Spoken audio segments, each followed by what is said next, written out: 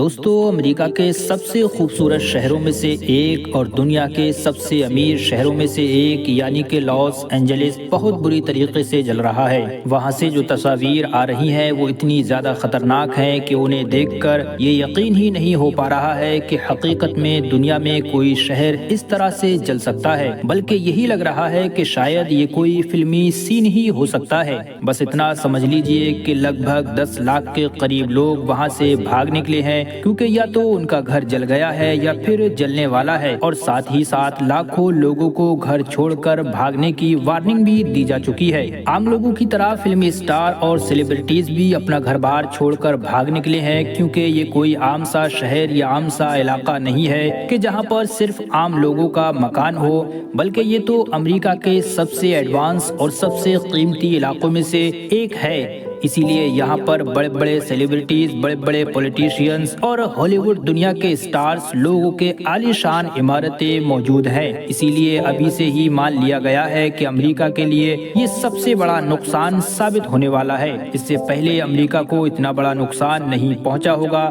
کہ جتنا اس سے پہنچنے والا ہے۔ ابھی تک کتنا نقصان ہوا ہے یا آگے کتنا ہوگا، کتنے گھر جلے ہیں یا آگے جلیں گے، اور کتنے لوگوں کی موت ہو چکی ہے، یہ سب کچھ ابھی تو کلیئر نہیں ہے، کیونکہ ابھی تک تو اس آگ پر قابو بھی نہیں پایا جا سکا ہے، اور جب تک اس آگ پر قابو نہیں پایا جا سکے گا تب تک ان ساری چیزوں پر بات کرنا بہت مشکل ہوگا۔ اب تک جو کچھ نیوزوں میں بتایا جا رہا ہے یہ صرف وہ اندازہ ہے جو وہاں کے ایکسپرٹس بتا رہے ہیں، پھر بھی یہ نقصان امریکہ جیسے سب سے امیر اور طاقتور دیش کو ہلا دینے والا ہوگا۔ مگر دوستو، یہاں پر یہ سوال پیدا ہوتا ہے کہ یہ آگ کیوں اور کیسے لگی ہے، اور اس پورے معاملے میں فلسطین کے غزہ کا کیا کنیکشن ہے، اور اس آگ کو بار بار دیکھ کر غزہ کو کیوں یاد کیا جا رہا ہے۔ دوستو، جیسا کہ آپ جانتے ہیں کہ جس طرح سے ہمارے پیارے ہندوستان میں الگ الگ اسٹیٹس موجود ہیں، الگ الگ راج ہیں، ویسے ہی امریکہ میں بھی لگ بھگ 45 سے زیادہ الگ الگ اسٹیٹس موجود ہیں۔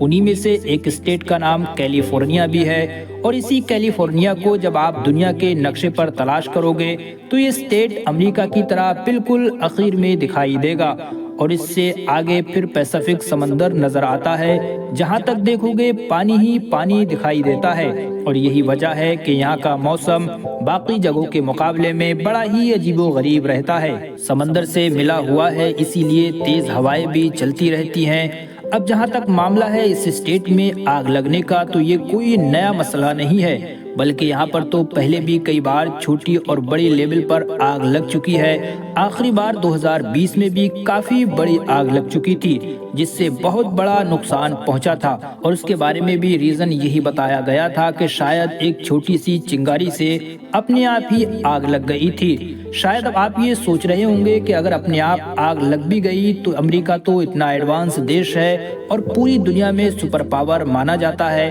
تو اس کو کنٹرول بھی کیا جا سکتا تھا، پورے کا پورا شہر کیسے جل سکتا ہے؟ تو دوستو، معاملہ یہ ہے کہ امریکہ سمندر سے لگا ہوا ہے، یہ جو پورا علاقہ ہے یہ عام طور پر کافی سوکھا رہتا ہے، بارش بھی بہت کم ہوتی ہے، ہوائیں بھی حد سے زیادہ تیز چلتی ہیں، اور گرم گرم ہوائیں بھی چلتی رہتی ہیں۔ شاید اسی لیے کسی بھی ایک چنگاری سے اپنے آپ آگ لگ جانا حیرانی کی بات نہیں ہوتی، اور اگر ایک بار یہ آگ لگ بھی جاتی ہے تو سمندر کی طرف سے جو ہوائیں آتی ہیں وہ اتنی تیز ہوتی ہیں کہ اس آگ کو کہاں سے کہاں پہنچا دیتی ہیں۔ مگر دوستو، اس بار کی آگ پرانی تمام آگوں سے بڑے ہی عجیب و غریب اور انوکھی دکھائی دیتی ہے۔ شاید اسی لیے اس آگ سے متعلق سوشل میڈیا پر بہت ساری تھیوریز بھی پھیلائی جا رہی ہیں،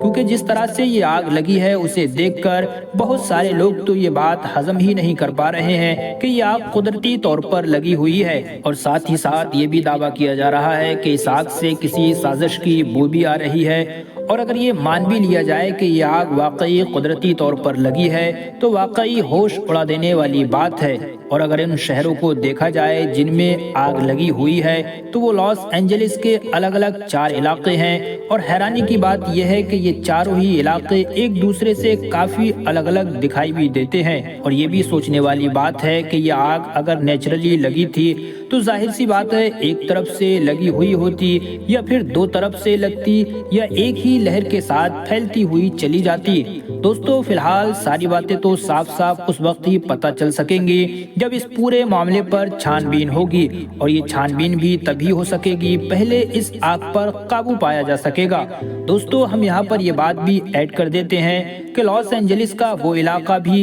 इस आग की जद में आया है जहाँ से बेशुमार सेलिब्रिटीज के घर मौजूद हैं, और इस आग में उनके भी घर जलकर राख हो गए हैं। और यहीं से एंट्री होती है फिलिस्तीन में गजा की भी, क्योंकि जब से ये आग लगी है